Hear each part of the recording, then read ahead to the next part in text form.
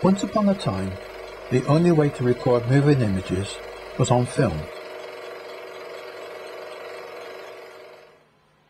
Most popular gauge was 8mm, and 50 to 800 feet of film could be wound onto reels. Once taken, your film had to be sent to Kodak for processing, and it was returned in yellow packets on 50-foot reels with a leader attached.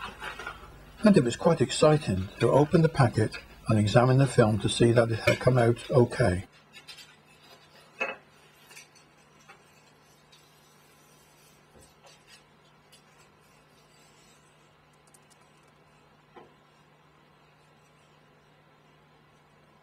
The first 8mm film was standard 8. This was followed by Super 8, which had a smaller sprocket hole to allow for a larger picture. It was necessary to edit the film, to cut out all the unwanted bits, using an editing viewer where the film was passed through by hand.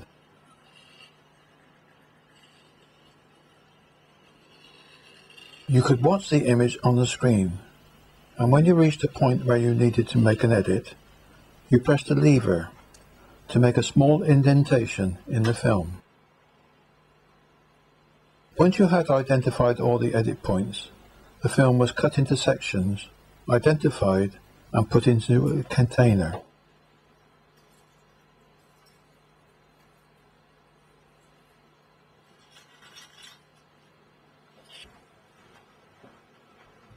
It was then necessary to join the film back together, using a motorized splicer and special adhesive.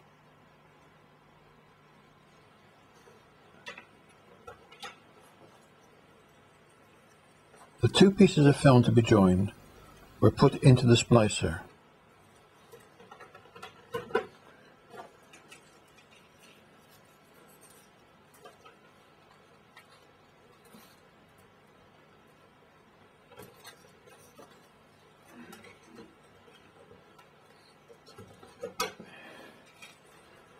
The coating on both ends of the film was then removed using a motorized abrasive wheel.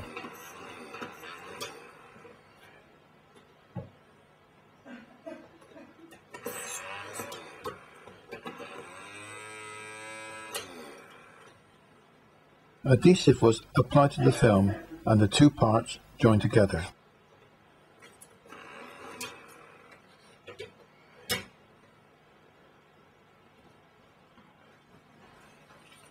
After a couple of minutes, the drawing was dry enough for the film to be removed.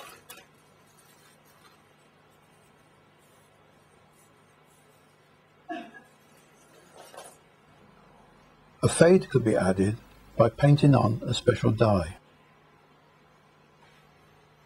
Making a 400-foot film could involve as many as 300 drawings, and with a leader added, the film is now ready to feed into a projector.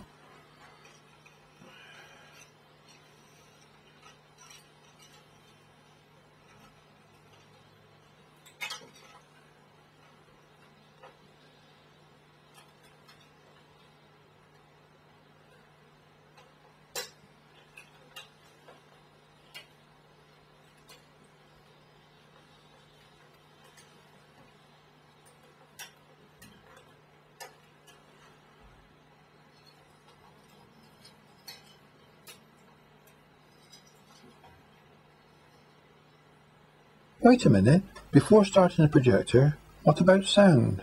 Sound had to be recorded separately on a reel-to-reel recorder, which then had to be synchronized with the film.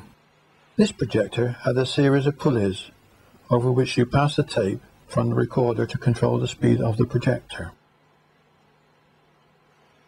Another method was to use a device called a synchrodeck.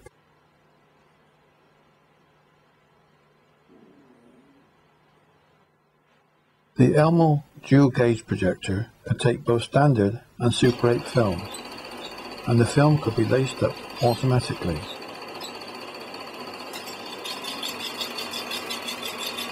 The projector was linked to the synchrodeck by means of a flexible drive, which measured the output speed of the projector. There was also an electrical feedback to the projector to control its speed and provide synchronization.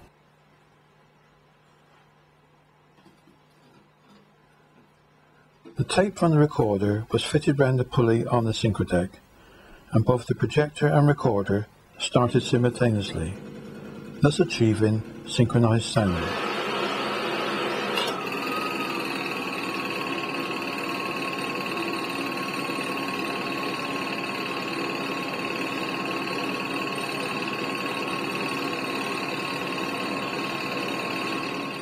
A method was then evolved of adding a magnetic stripe to the film.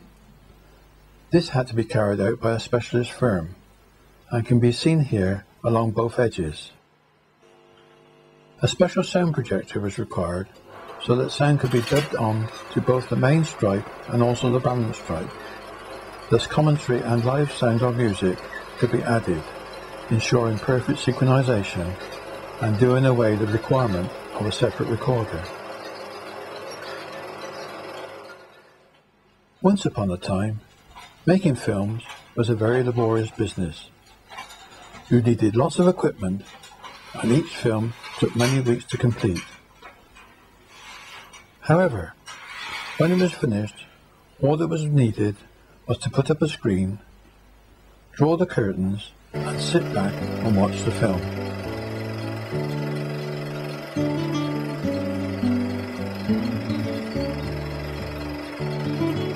You video makers with digital cameras and computer editing don't know you're born.